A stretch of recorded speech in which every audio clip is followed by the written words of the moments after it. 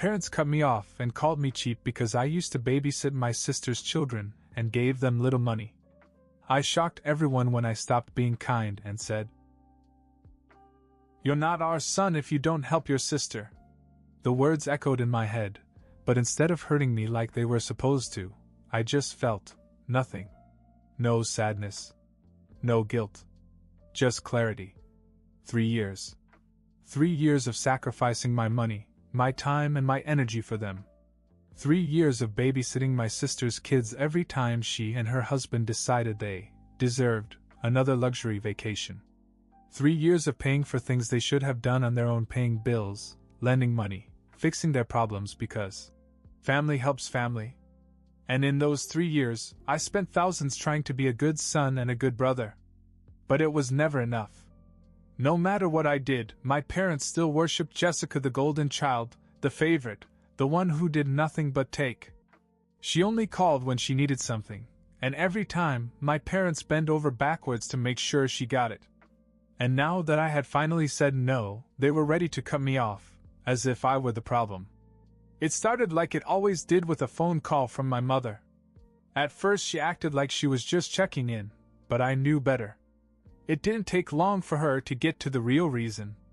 "Jessica and Mark are going on vacation," she said. "Just a little trip, nothing big. But they need someone to watch the kids, and obviously you're the best choice." She said it like it was a done deal. I was already shaking my head. "Mom, I can't. I have work. I have..." "Oh, stop it, Brian." She cut me off. "What work? You're young, you don't have a family, you have all the time in the world." Right. Because my time didn't matter to her. I wasn't married, so I didn't have any real responsibilities. I wasn't allowed to have a life of my own. I was just there to fill in the gaps when Jessica couldn't be bothered to take care of her own kids. "Mom, I've been doing this for years. I'm done," I said firmly. There was silence. Then my father got on the phone. That was never a good sign. "You won't help your sister? After all she's done for you?" It almost made me laugh. Jessica had never done a damn thing for me in her life. She never helped me move. Never loaned me $1 when I needed it. Never even called to check in unless she needed something. Meanwhile, I paid my parents' overdue bills, covered Jessica's sudden emergencies, and even fixed my dad's car when he didn't have the money. And somehow, I was the selfish one. "Jessica said she asked you for money for the kids last month, and you barely gave her anything," my mother said. That's when I realized what this was really about. I had been taking care of my sister's kids for free for years. And then, a month ago, she had the audacity to ask me for money, claiming it was for the kids. Meanwhile, she and Mark had just bought new designer bags, gone out to expensive restaurants, and were planning another vacation. I knew exactly where the money was going. "Mom, Jessica and Mark make a lot more money than I do," I said. "They just waste it instead of taking care of their responsibilities." My dad scoffed. "So? It's their money. If you really cared about your niece and nephew, you'd help." I felt my blood boil. I had spent thousands of dollars to help them. Thousands. I had given up weekends, canceled plans, adjusted my whole life around their needs. And it was never enough. I clenched my jaw. I said no.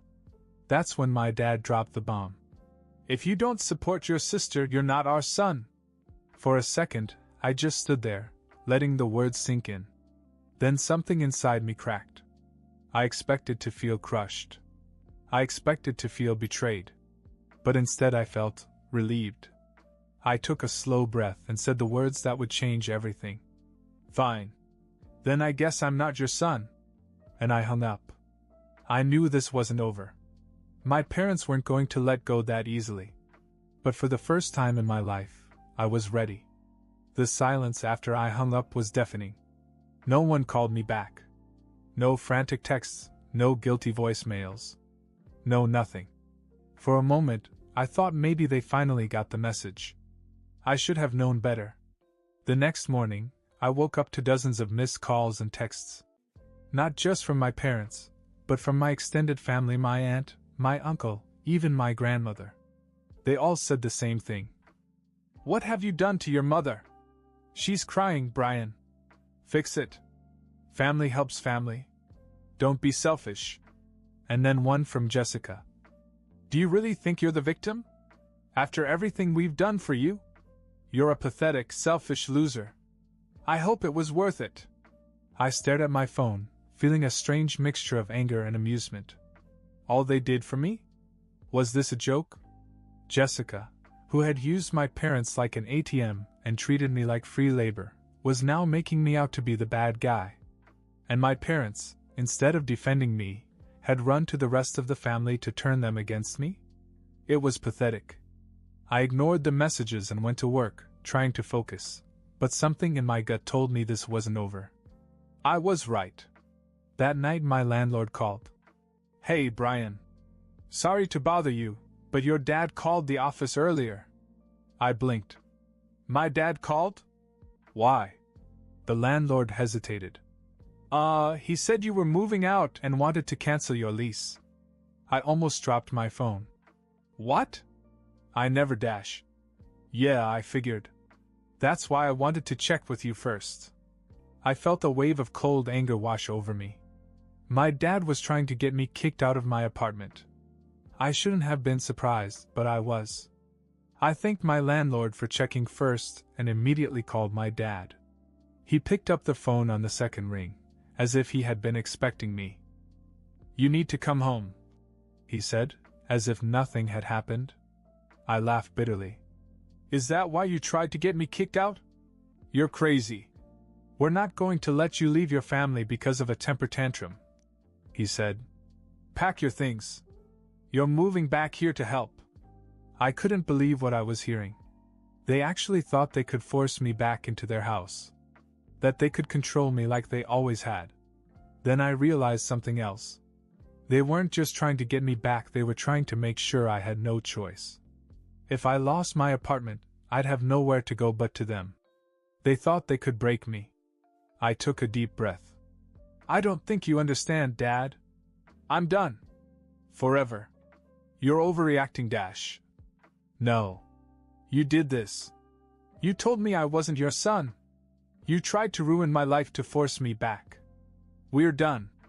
And then, before he could say another word, I hung up on him. I blocked his number. Then I blocked my mom's. Then Jessica's. And for the first time in 3 years, I felt completely free. I thought that was the end of it. But a week later, I got a message from an unexpected source. Jessica's husband, Mark. "I know you blocked Jess, but I need to talk to you. Please." I hesitated.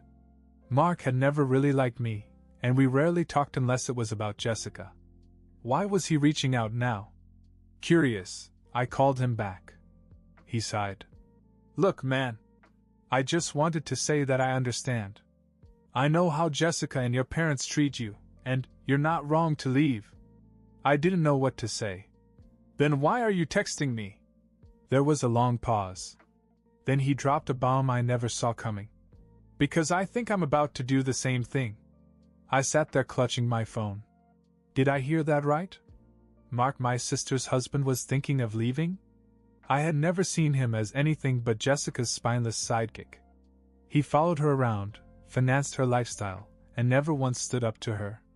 Now, all of a sudden, he wanted to talk? "What do you mean?" I finally asked.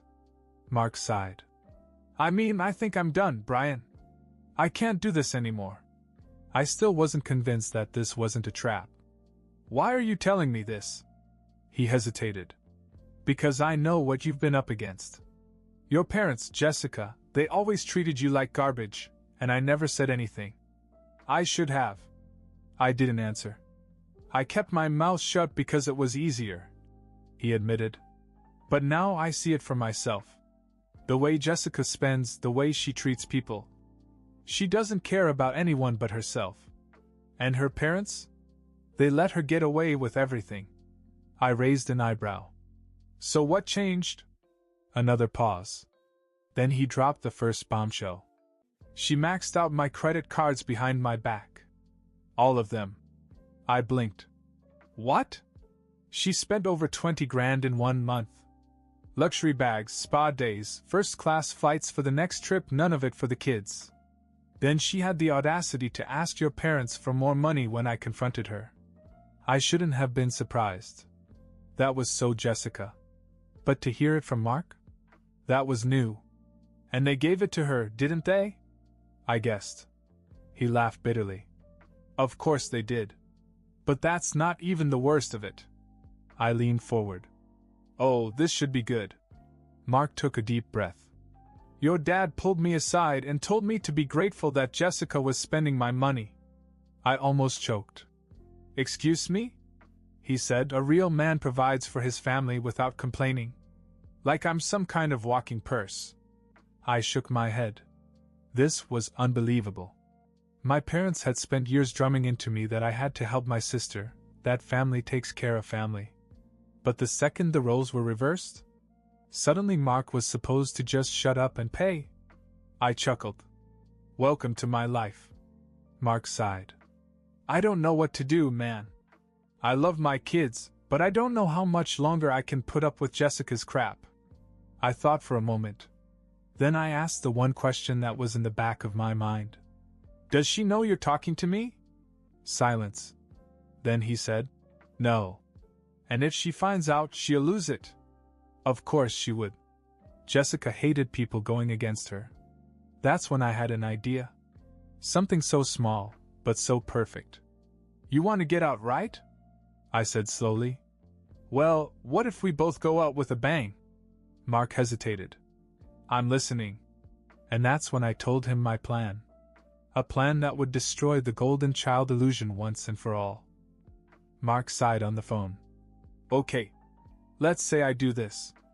Let's say I send them proof of what she did. Do you really think they'll believe it? I grinned. They might not want to, but they won't be able to ignore it. Jessica's gotten away with it for years because she's been careful. She keeps up the act, the loving daughter, the struggling mother. But if we rip the mask off, she won't be able to put it back on. Mark hesitated. What do you want me to do? Go through her bank statements. Find everything, every luxury charge, every ridiculous purchase. Screenshot them. Make sure our parents can see exactly where their precious daughter's money is going. Mark was silent for a moment, then I heard typing in the background. She really thought I wouldn't notice. Jesus, she spent 6 grand on a spa? And another 3 on handbags? Are you kidding me? I chuckled. She never thought you'd leave. She thought you'd just suck it up, like I did for years. Mark exhaled. Fine. I'll send it to her. But I already know what's going to happen. They'll apologize for her. Not if you phrase it right. I said. Tell them you're drowning in debt because of her. That you don't know how you're going to support the kids. That you're thinking of leaving. If nothing else, they'll panic. There was a long pause. Then, finally Mark said, All right. It's sent. Now we waited. It didn't take long. 20 minutes later, my phone exploded with notifications. I checked my messages and almost laughed out loud. Mom, Brian, what did you say to Mark? Jessica is in tears. Dad, call me. Now. Jessica, you piece of shit. I know this was your idea. Stay out of my life. I called Mark back. Well, that was fast. He laughed. Dude. She's losing her mind. She just stormed into the living room screaming at me. She tried to grab my phone and demanded to know who I was running to. I shook my head. Classic Jessica. And what did you say? I told her I was tired of being treated like a wallet. That I was tired of covering for her. And then get this, she said it was my fault for not making more money. I actually burst out laughing. Oh my God. Yeah. And when I didn't back down, she called your parents and started sobbing about how I was turning against her. I could practically see it in my mind. Jessica pretending to cry to my parents, knowing they'd jump to her defense. What did they say? Oh, the usual. My job as a husband is to support her. She deserves nice things. How dare I make her feel bad about how she treats herself? I rolled my eyes. And did you remind her that she stole from you? Oh, I tried. But you know how they are. They just kept saying that I should be grateful that she even lets me handle the finances. I shook my head. Unbelievable. But that was exactly what I expected. My parents would never believe the truth, no matter how much evidence we had. Which meant it was time for the next part of the plan. Jessica thrived on control. She needed to make sure people saw her a certain way, adored, innocent, perfect. So what happened when she lost that control? She imploded. Mark sighed. She's threatening to take the kids and leave if I don't start acting like a real man. I raised an eyebrow. You think she means it? He let out a dry laugh. No. She's never had to fend for herself a day in her life. She needs me. Then call her bluff. I said. Tell her to go. Pack her bags for her. You're enjoying this too much. I spent 5 years babysitting while she was off getting massages. Forgive me if I'm having a little fun. Mark sighed again. Fine. Let's see how she takes it. A few minutes later I got another text message. Mark, holy shit. She just threw my laptop at the wall. I grinned. Now we were getting somewhere. I stared at my phone and read Mark's message again. She just threw my laptop against the wall. I grinned. Well, that escalated quickly. Mark called me immediately. Dude. I think I just cracked her brain. I leaned back. What happened? She kept screaming about how I was ruining her life, how I was cheating on her. And I just stood there. I didn't yell, I didn't argue, I just told her, go ahead, leave. I grinned. And? She lost it. She started throwing things, first my laptop, then her shoes, then a picture frame. She's pacing the house, calling my parents, calling her friends, trying to get someone to take her side. I could already see how this was going to go.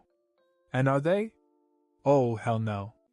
I heard my mom on the phone trying to calm her down, but Jessica was just sobbing and saying, nobody loves me, everyone's turning against me. I rolled my eyes. Classic guilt trip. The best part? When I asked her how she was going to leave without my money, she screamed that she'd go to your parents for support. I actually laughed out loud. Oh, this is going to be hilarious. Jessica may have been our parents' favorite, but there was one thing: they hated being financially responsible for someone else. They were willing to let me bleed for her, and they expected Mark to fund her lifestyle, but the second she turned to them for money, they'd panic. And I was right. An hour later I got another text message, this time from my mom. Mom, Brian. Your sister is in crisis. Fix this. I almost choked on my drink. Fix this? Like I was responsible for her breakdown. I ignored it. But then Mark called again, laughing hysterically. Dude. Jessica just called your parents and asked them to pay her credit card bills. I grinned. And they freaked out. I could just picture it, Jessica crying about how Mark was dumping her, expecting our parents to step in. And then they realized how expensive she really was. Mark went on, barely holding back laughter. Your dad started yelling about how she needed to live within her means and stop acting like a spoiled brat. I raised an eyebrow. He said that? The same man who told me I was not his son for not giving her money? Yep. The second his wallet was on the line, everything changed. It was poetic justice. The golden child was suddenly too expensive to maintain, and our parents hated her. Then Mark said something that almost made me drop my phone. Jessica just ran out of the house screaming that she was coming to your apartment. I sat up. She what? Less than 20 minutes later, there was a loud banging outside my apartment. I already knew who it was. I took my time opening the door.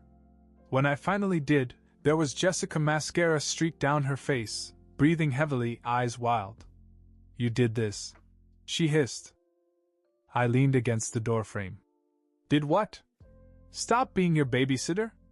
Refuse to pay for your vacation? Remind Mark he's not your personal bank. She gritted her teeth. You turned my own husband against me. I laughed. No, you did that. I just helped him see the truth. Her hands clenched into fists. Mom and Dad are mad at me. Oh? You mean because you expected them to cover up your nonsense? Welcome to my world. She looked as if she wanted to slap me. You ruined everything. No, Jessica. You did. I crossed my arms. So why are you here? She stared at me, then took a deep breath. I need you to fix this. I blinked. Fix what? Talk to Mark. Make him stay. I actually laughed. No. Her face twisted in anger. You're my brother. You're supposed to help me. I shook my head. I have helped. For years. But you never appreciated it. You treated me like garbage while our parents worshipped you. Now, for the first time, you have to deal with the consequences of your own actions. She just stood there, shaking. Then, in the softest voice I'd ever heard her use, she whispered, I don't know what to do. For a brief second, I saw something I'd never seen before: real fear. Jessica had never been alone. She always had someone to clean up her messes. First our parents. Then Mark. Then me. And now? She had no one. I took a slow breath. Figure it out. Then I slammed the door in her face. Jessica stood outside my door for a long time after I closed it in her face. I could hear her breathing, shifting from foot to foot, probably waiting for me to open it again. I didn't. Finally she left. And that was the last time I spoke to her. Mark left her. Not right away, but within a month. The bank statements, the credit card debt, the total lack of remorse. He had finally seen her for what she was. She tried every trick in the book to keep him. Crying. Yelling. Threatening to take the kids and ruin his life. But Mark was done. He got a lawyer, filed for divorce, and fought for custody. And the crazy thing? He won. Jessica had no job, no savings, no responsibility. When the court saw how much money she had burned through while neglecting her children, they gave Mark primary custody. She got visitation, but her lavish lifestyle? Gone. She tried to move back in with our parents, but they weren't as welcoming as she expected. You see, they were furious with her. Not because of how she treated me, or how she destroyed her marriage, no, they were angry because she expected them to pay for her mess. My dad flat out refused to pay her debt. My mother tried to be sympathetic at first, but even she grew tired of Jessica's constant begging for help. They still loved her more than they ever loved me, but for the first time they saw her as a burden instead of their perfect daughter. Jessica finally had to get a real job. Last I heard, she was working in a retail store, miserable and bitter, still blaming everyone but herself for how things had turned out. My parents contacted me several times after everything happened. At first it was the usual guilt trip. We're a family, Brian. You can't just cut us off. You're being ridiculous. Jessica is struggling. You need to step up. You don't really mean that. Let's put this behind us. I ignored them. Then came the anger. Fine. If you want to be selfish, stay out of our lives. Jessica was right, you're just a bitter, jealous loser. You'll regret this one day. No. I wouldn't. I changed my number, moved apartments, and never looked back. It's been 2 years since I cut her off. And you know what? I have never been happier. For the first time in my life, I'm spending money on myself. No more paying other people's bills. No more babysitting. No more guilt-tripping myself into sacrificing everything for a family that never appreciated me. I have real friends now. People who respect me.